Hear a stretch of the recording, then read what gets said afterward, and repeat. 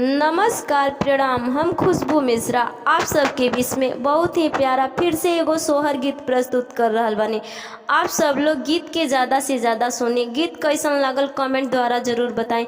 अगर गीत अच्छा लगी तो एक लाइक ज़रूर करब। चैनल पे नया होखम तो चैनल के सब्सक्राइब करें। अपना फैमिली और फ्रेंड में ज़्यादा से ज़्यादा शेयर करें ताकि हमारा आवे वाला हर अगला वीडियो आप सबके बीच पहुँच सके।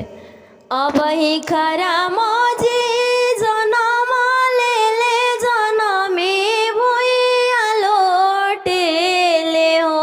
अरे उनका हाथावा में दोए दोए लाला तमलीलारा पे मने वारे हो।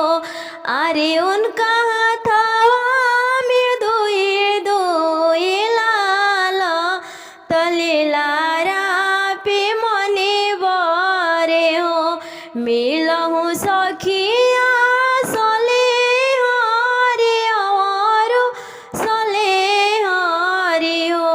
मिलहु सखिया सले हरि हमारो सले हरि हो। ए सखी मिले जोले चला कोसिला घरवा तराम जी के देखन हो। ए सखी मिले जोले चला कोसिला घरवा तराम जी के देखन हो। चारि सखिया आवेली गवाएते चारि सखी बजवाएती हो।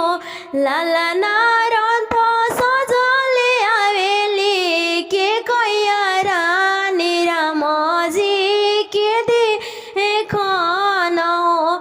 लाला नारंथ सजले आवेली के कैयारा निराम जी के देखन हो। आंगन बहराएती चिड़िया तोरो लौड़ियान हो। चिड़िया झाड़ी के बिछावा तरंगिया बहिनिया सब बैठसु। चिड़िया झाड़ी के बिछावा तरंगिया बहिनिया सब बैठसु। तहरा बुलवले नयनी बैठवले न बैठबी हो। तहरा बुलवले नयनी बैठवले न बैठबी हो। कोसिला तनी सराम के देखाव देखिया अपना घरे जाइबो।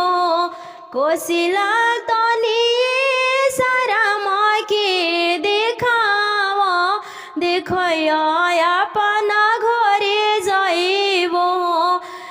त हमारा बुलवले नयलो बैठवले न बैठेलो। हमारा बुलवले नयलो बैठवले न बैठेलो। एक कई बार दिन के राम होए त घर से निकालबी हो। एक कई बार दिन के राम होए त घर से निकालबी। सवेरे मिली देखबी हो। आतना वचन के कई सुनिले सुनाई न पावेली हो। एको सिला सन घमंड जाने बोल घमंड नाही रहेला हो। कोसिला सन घमंड जाने बोल घमंड नाही रहेला हो। एको सिला बरिस के राम होए बनही चले जाए नो। कोशिला